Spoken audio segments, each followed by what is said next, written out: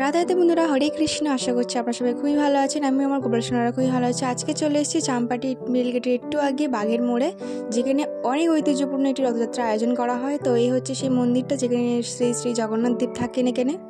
তো খুব সুন্দর জায়গাটা। তো এই সামনে একটা ছোট্ট দিকে একটা মা কালীর মন্দিরও আছে। তো এখন গেটটা বন্ধ করছে, কেননা জগন্নাথ দেব এখন রথযাত্রার জন্য বার হয়ে গেছে। তো এটা মন্দিরের ভেতরে, এটা আমাদের মা কালী আছেন, আর এনাদের মাঝখানে আর এই দিকে এক শিব ঠাকুর আছেন। এনার মাঝখানটি যেখানে ফাঁকা দেখতে পাচ্ছেন, এখানে শ্রী শ্রী জগন্নাথ দেব থাকেন এখানে। তো আজকের আমাদের জগন্নাথ দেব যজ্ঞবাবু আমাদের আজকে রথযাত্রার জন্য, এই দেখুন, রথযাত্রার জন্য মাসির বাড়ি যাওয়ার জন্য একদম তৈরি হয়ে গেছে। আর সবাই মিলে এখানে প্রচুর প্রচুর ভিড় হয় প্রত্যেক বছর। আর এখানে সবাই রথযাত্রার জন্য সবাই বার হয়েছে রথ টানার জন্য।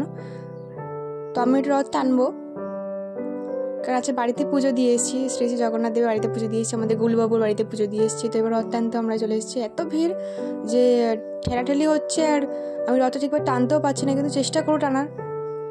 আর আপনারা দেখতে পাচ্ছেন যে ক্যামেরাটা একটু কেঁপেও যাচ্ছে।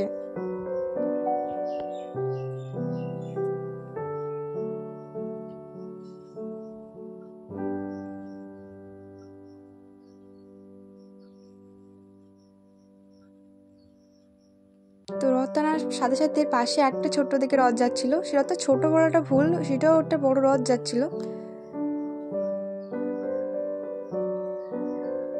তো এটা মেলার মধ্যে আমরা চলে এসেছি, কারণ রথটা রাস্তা যতক্ষণ টানলাম, এবার রথটা মেলার মধ্যে ঢুকছে। তো আপনারা দেখুন, যজ্ঞবাবুর মুখটা খুব সুন্দর। তো এবার এই রথটা আমি ঠিকঠাক টানতেও পারছি, কারণ এই সাইডটার ভিড়টা একটু কম আছে।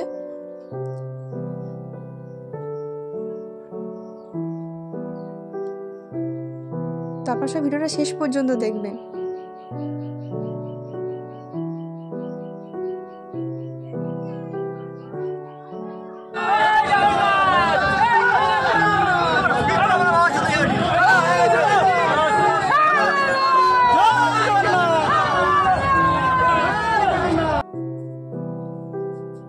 তো এই যে মাঠটা আছে, এখানে প্রত্যেক বছর বড় করে মেলা হয়।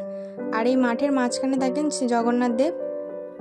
তো জগন্নাথ দেবটা এবার 3বার ঘোরানো হবে। ঘোরানোর পরে, রথটাকে ঘোরানোর পরে ওখানে রাখা হবে। আরও ছোটো ছোটো রথ এসছে সেখানে রাখানোর জন্য। তো আপনারা ভিডিওটা দেখুন এবং আমাদের শ্রী শ্রী জগন্নাথ দেবের দর্শন করুন। আর আমি একটু কাছে যাওয়ার চেষ্টা করবো, আপনাদেরকে ভালো করে দেখানোর চেষ্টা করবো, সেই জন্য একটু কাছে গেলাম। তো আপনারা ভিডিওটা দেখুন। রাধে রাধে।